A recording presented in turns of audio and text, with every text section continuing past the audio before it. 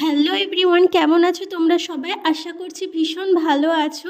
তো অনেক দিন ধরেই তোমাদের সঙ্গে কোনো রকম ভিডিও পোস্ট করা হচ্ছে না। আসলে তোমরা যারা আমাকে ফলো করো তারা অবশ্যই জানো আমার ডিউটির এত প্রেশার পড়েছিল, যার কারণে আমি কোনো রকম পোস্ট করতে পারছিলাম না। কিন্তু ফেরার পথে এত সুন্দর সুন্দর চন্দ্রমল্লিকার কালেকশান দেখে তো মনটা একেবারে ভরে গেল।